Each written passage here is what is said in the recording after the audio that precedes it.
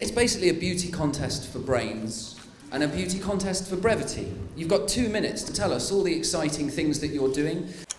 I think this research achieves is a significant leap in scientific thinking away from the view that the mind works simply like a computer, and to actually link our mind with our bodies and our experience in the world. Okay, remember the last time you got lost probably in UCL, the first time that you came to school. The question is, how were you able to find yourself and reorient? Well, it turns out that by studying these, what I call champion navigators, rats, we can understand how neurons in the brain can enable us to navigate very efficiently. So say, for instance, these are the neurons. So something, if I hear in the oscilloscope, it would go like, and then when the animal faces in a different direction, those neurons get inhibited, and the other ones, for a different orientation, increase their activity. My dissertation is trying to find all these threads and link them all together to see how that works. All the question of time, duplicity, and everything comes together. It's been known for a while that dietary restriction, that is a reduction of food intake without malnutrition, extends lifespan in a number of different organisms, and this has been demonstrated in yeast, rodents, and monkeys. So the fruit fly has been shown to extend lifespan under various conditions, including dietary restriction. The fruit fly actually shares 60% of its DNA with humans, hence my t-shirt. I wasn't just publicly rating myself. I'm a MSc student of nanotechnology and regenerative medicine here at UCL, and I'm going to talk to you about building human ears.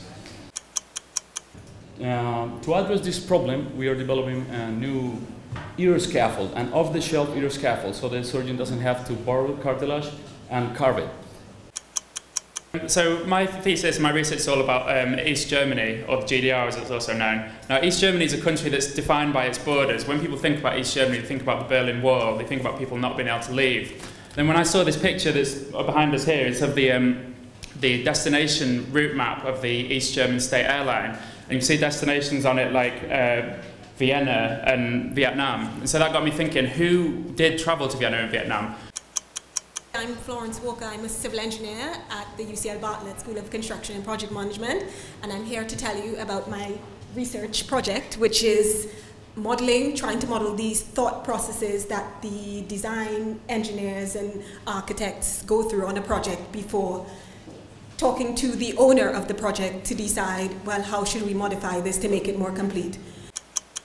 My PhD is about looking at friction mechanisms between skin and non-woven fabrics. But what does it have to do with this? Many of the people who have urinary incontinence commonly use absorbent products such as incontinence pads and diapers. Unfortunately, when you use these products on a long-term basis, it can lead to quite bad skin damage, which is partly due to friction between the skin and non-woven fabric, which is the soft upper top sheet of the pad or diaper. We're a collaborative and interdisciplinary team. We have planners, artists, anthropologists, computer scientists, geographers, and our job is to work together and through our individual projects contribute to the foundations of a new concept, extreme citizen science, which will enable anyone, whether as an individual, as a group, or as a community, to start their own research project. So imagine that you are one of the judges in an Athenian court, a morning of 355 BCE, judging a high-profile political trial against a very prominent Athenian politician, namely Androstio. I like my project because my patients are amazing. Remember, many of them, they are bone cancer patients, they are sick, but they still want to contribute towards my project by donating blood. They are my motivation to work hard. Thank you. Hello, so for my PhD project, I have designed and developed the world's first synthetic windpipe. So in more detail, cancer, trauma, and other diseases can cause narrowing of your airway. The current treatment for narrowing of the airway is surgery to remove the damaged area, bring up the lungs, and reattach the two remaining ends.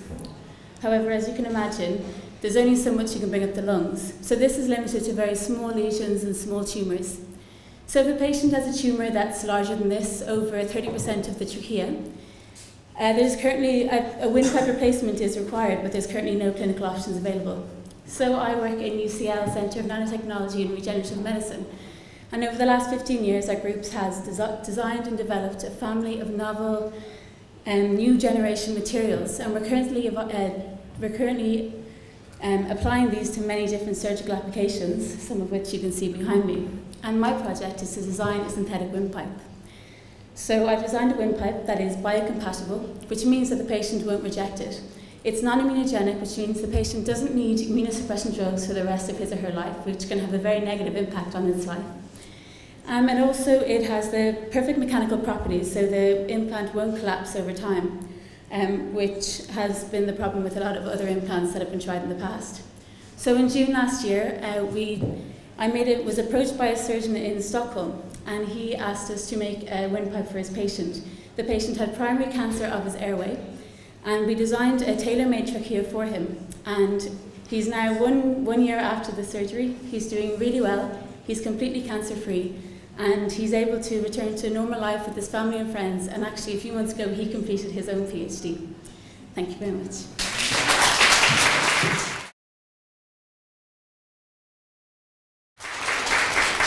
Hi guys, before we head into this presentation, I wanted to remind you of another historic match of England versus Sweden.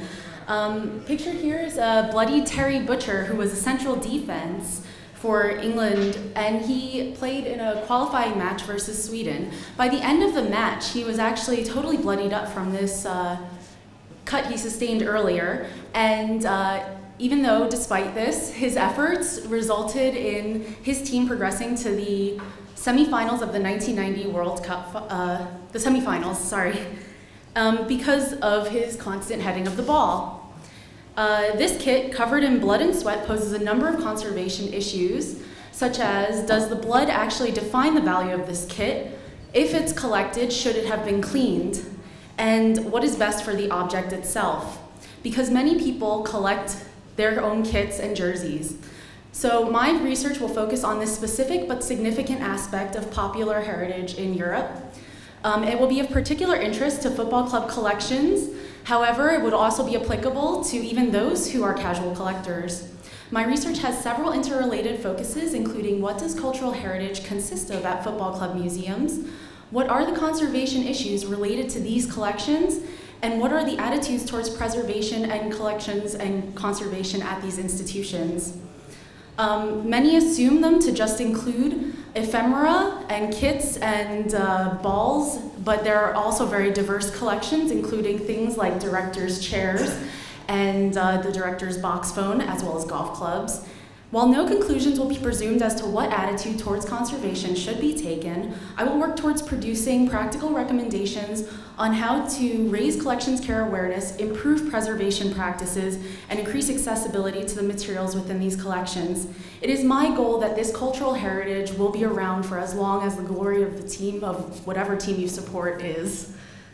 Thank you.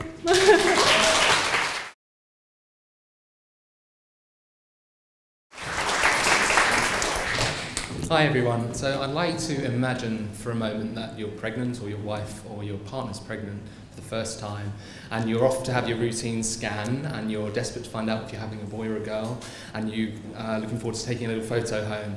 And then the sonographer turns to you and says, hold on, there's something wrong. Your baby's smaller than it should be. The blood flow between the placenta and the baby isn't normal. Well, this is fetal growth restriction, and it's a cruel condition because normally the mother's entirely healthy, the baby's otherwise normal, but the placenta simply doesn't develop enough. There isn't enough blood going to the baby to bring the oxygen and the nutrients that the baby needs to grow. And some babies, like the one on the top left here, do make it, albeit very small and skinny like that, but many actually never reach a viable birth weight. They never get big enough to survive outside the womb. And at the moment, parents only have the choice of terminating the pregnancy or watching their baby die in the womb. So is there anything we can do? At the moment, no. There's no treatment, but hopefully that's going to change. And what I've been doing in my PhD is using gene therapy. So the little thing on the right there is an adenovirus, a common cold virus. We've modified it. We've stuck the VEGF gene in it. VEGF is a naturally occurring protein that helps increase blood flow, and we've introduced that into the uterus, and that's increased the blood flow to the baby, brought those essential oxygen and nutrients, and in the growth-restricted sheep pregnancies that you see there, we actually managed to make these lambs grow, and they were bigger after birth. And so this is still a little way off being taken into the clinic, but it's certainly really encouraging, and hopefully we're looking at what might be the first ever treatment for this horrible condition. Thank you.